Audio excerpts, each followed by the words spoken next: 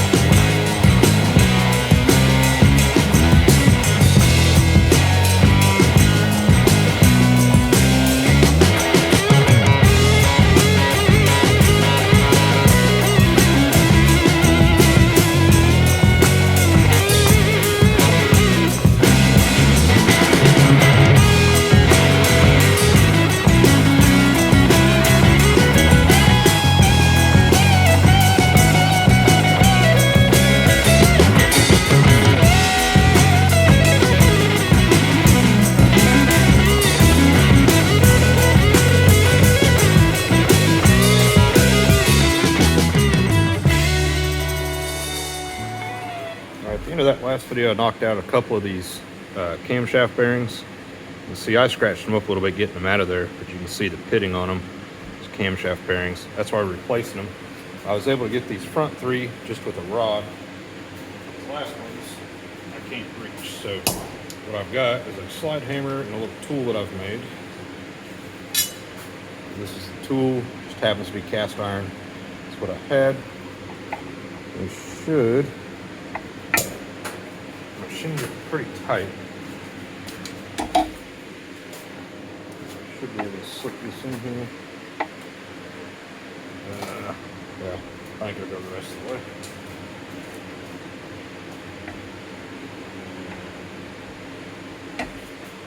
Slide hammer through there. And hopefully we can knock these out this way.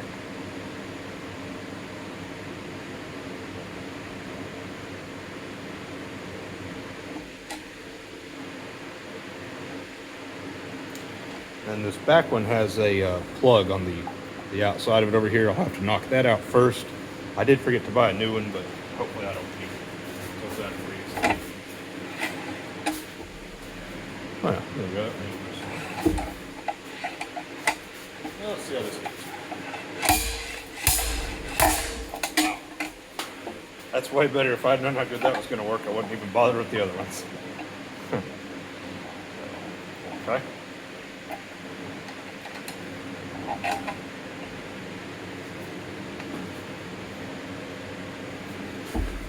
Yeah, so you can see some of that right there is just scratched up from me knocking it out just now. But wow, actually, there's a big chunk of Babbitt's gone out of that one.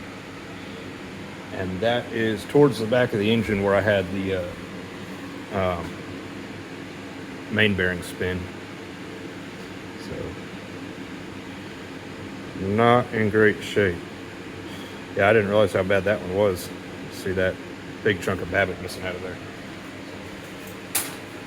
Okay. Let's see. Not sure. Is it one best tool for this? Let's see if I can knock that out of here real quick.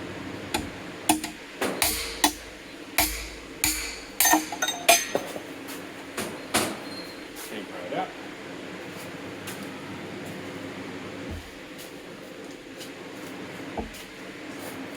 That's that plug. Simple enough. And you see these hammer marks are actually from it getting knocked in the first time. And the book says to use Permatex on this. I suspect I can just reuse this. But they're like $2 if I need to buy a new one. Not a big deal. Hang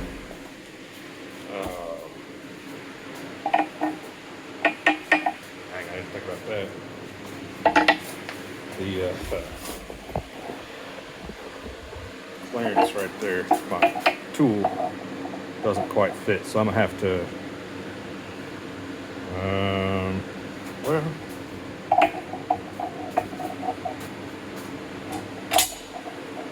yeah, I'm gonna have to take this bolt out. Well, okay. Oops.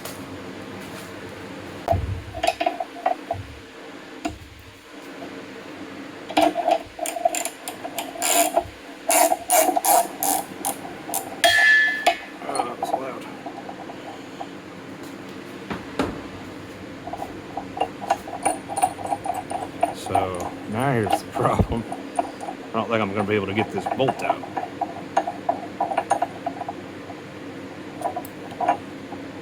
Nope. Okay.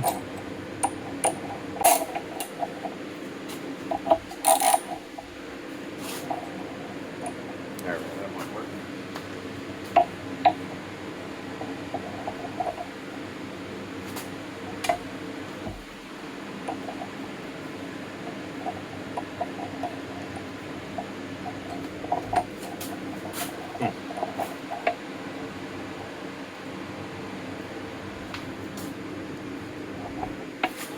I shouldn't machine this so tight. So I made it tight because this is going to be my driver for the, there we go, for the new ones as well. So I wanted that to be a nice tight fit to reduce the chances of messing up the new bearings when I drive it in. So.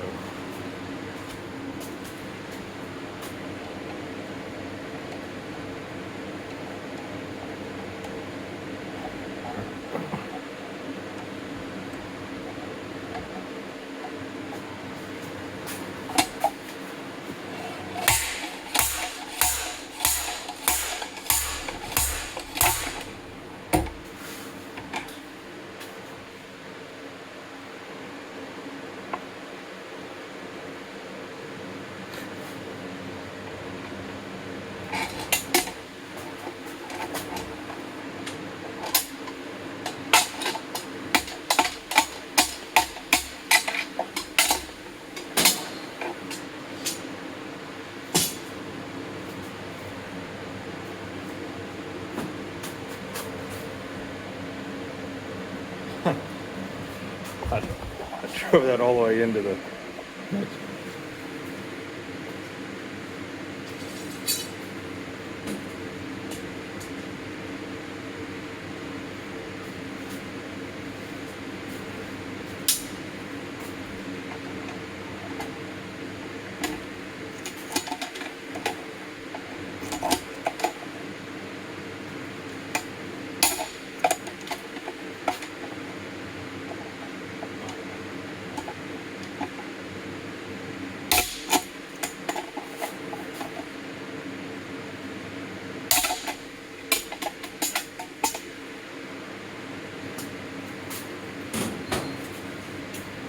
Alright, so there's all the camshaft bearings out.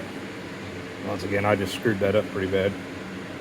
But you can see all this pitting on the inside up there. Don't mind that big scratch, I did that. And you can see there's some trash in there.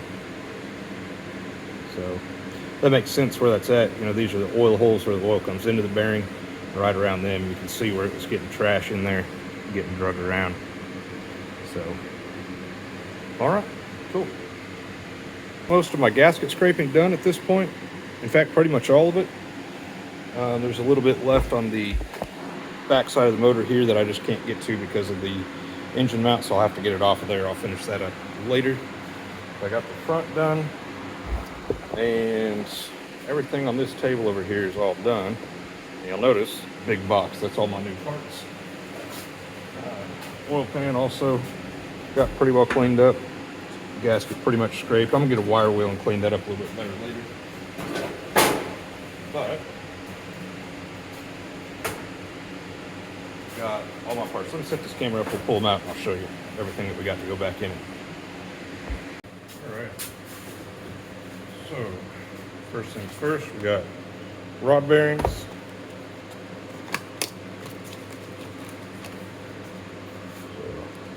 They look real nice. And of course, these are undersized by 20 thousandths, and that's where they set these at when I had it machined. So that's your part number. That A50978, that should match the case part number. They're 20 thou under. I don't know what the normal sized part number is. But for rod bearings, got a set of mains.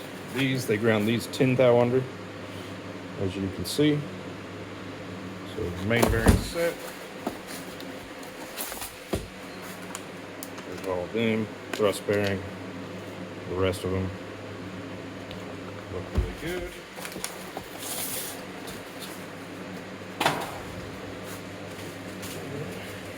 Got front and rear oil seals. Part I'm most excited about.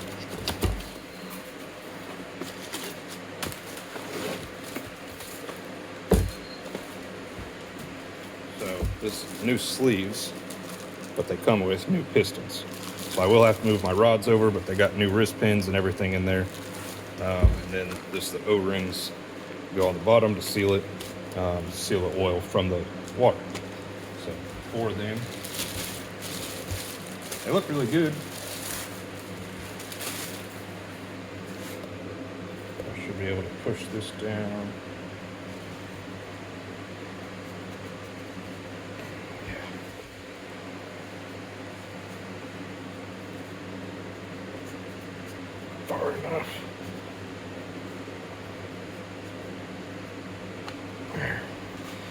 pull these down like that so that the piston's sticking out. Take that snap ring out, the wrist pin will come out, and then I'll move the rod over.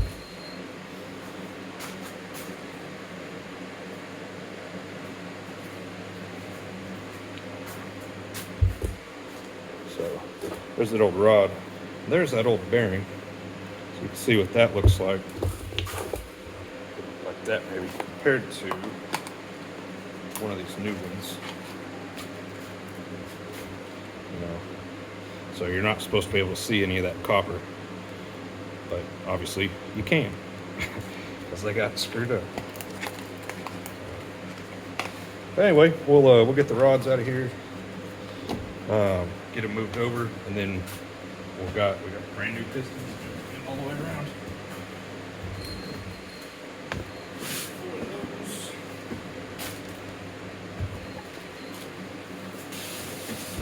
Then it's pretty hard to show you it all, but it's the oil pan, oil pan gaskets. Your exhaust manifold, intake manifold, obviously the head gasket, valve cover gasket. This water pump, I think. This one, I don't remember. And something else. I don't remember what all of them are. And then a whole packet of different O-rings and seals and whatnot. And this is all my front cover, back cover, everything else. So, all of my gaskets. And then when you go with the this new piston, the combustion chamber is not set up for the same fuel injectors as the old ones, so I went ahead and got new fuel injectors. They're cheap enough. I think they were $40-something a piece.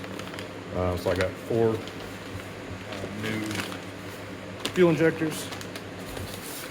And then this is my cam bearing set.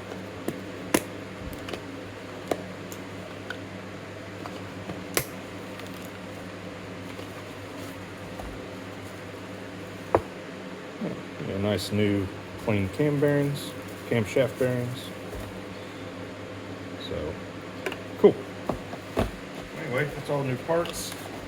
And I got all of these from Heavy Duty Professionals, HDP, online. So they sent me a koozie. Guess you spend $1,000 with them, they figure you can get a koozie. There's a cam bearing part number set there. That's the rear crankshaft seal, front crankshaft seal, piston, or cylinder kit they call it. It's that part number. I'll go back over all these whenever I go to put everything back together, but there's your injector. These are ones they recommended for these new pistons. Pistons kind of cool. They come with a little some instructions. This is also in the manual, but break-in and assembly instructions, stuff like that. Break-in for once you actually get the engine running again to seat the oil rings in there. And then it all comes pre-assembled just like this. I don't have to put any of that together. So the trick will just be being careful not to pull the rings all the way out while I'm changing this, putting the rod in. So, alrighty. Let's see here. I think that's about it for this one. So got some valve train stuff next that I'm going to go through. I've got a new tool for that. That'll be a separate video. And then we're about done cleaning everything up. Whoa. Got just a little bit of oil that's seeped out there. A little bit of cleanup left to do. And still got to clean all that stuff up. But I'm going to do that later with the rest of the valve train stuff, because once I get these apart, I'll have to clean inside of there. Anyway, I'll do all the valve train stuff separately. So, alrighty. So that's most of the prep work done in order to get ready to start putting this dude back together. Got all my parts on hand. I think I got all the tools I'm going to need to put it together. And so, anyway, thanks for watching, guys. See you on the next one.